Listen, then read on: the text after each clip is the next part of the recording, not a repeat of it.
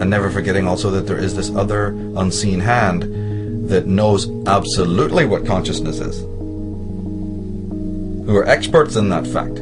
You're walking around couldn't care less. You're waiting for the next movie to come out, and the next fashion and all that, what Hollywood's going to do next. But there's people there who have a thorough understanding of human consciousness, human psyche, human libido, and they're working on it 24/7 to feather their own nests and also to keep man in servitude, man whom they think is their creation. You know, they think of man as just being one of their own, you know, like somebody treats a pet. If you actually watch how people mostly treat their pets, you know, when you really watch it, you'll find that the pet is a slave. Well, we have people ruling this society who think of human beings as pets and slaves. Yeah, they provide you with some food and they take you for a walk now and again, you know, but they basically you are a pet, and you'll be told where to sit and where to go and what to do.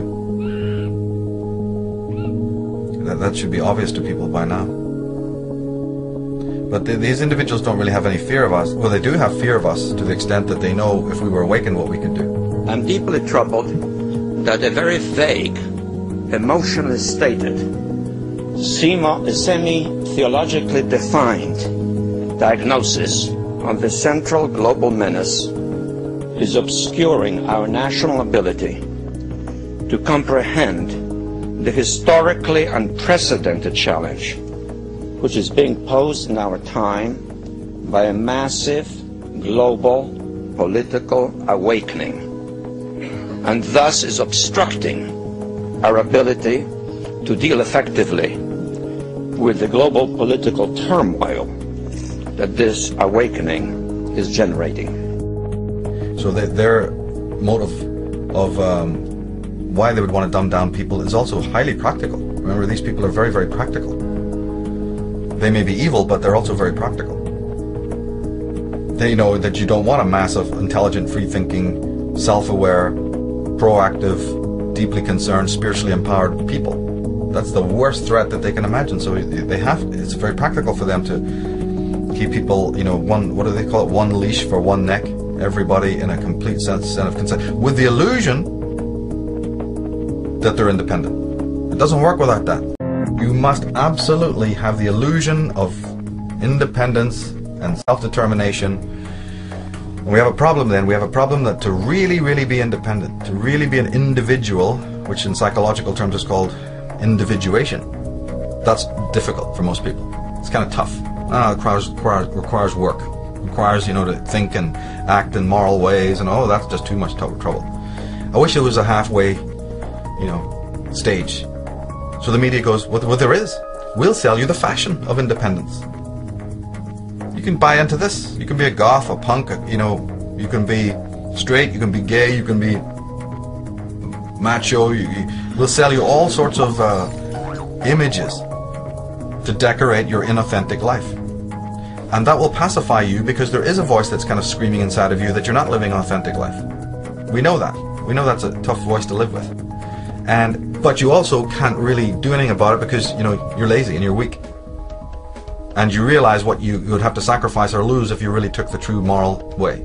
The way of selfhood and the way of finding out who and what you are. We know that's difficult for you. So what we'll do is we'll manifest a bunch of simulacras. We have a whole industry creating false personas. But if you buy into that, and it's very easy to do that, I mean, it's just a matter of going down to the hairdresser and coloring your hair pink and wearing a couple of earrings and getting a few tattoos and, you know, having a big t-shirt with anarchy written on it. But you're the last person who even understands what true freedom and anarchy is. But don't worry about that. You know, well, the world is full of those kinds of people, isn't it? But do you see it as being any more free?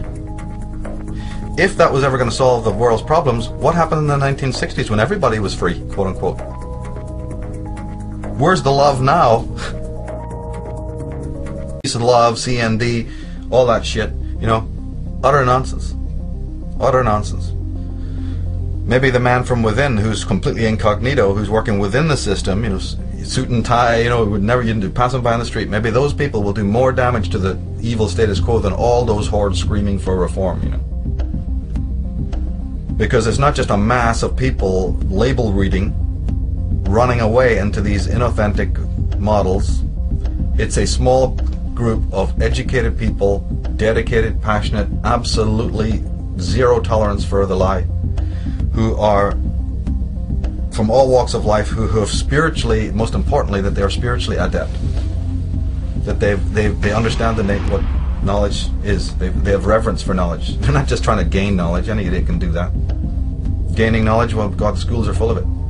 No. It's a matter of loving knowledge. That's a big difference. Loving knowledge, understanding what knowledge is a whole different thing than gaining knowledge. So there's these fine lines in all of this, very fine lines.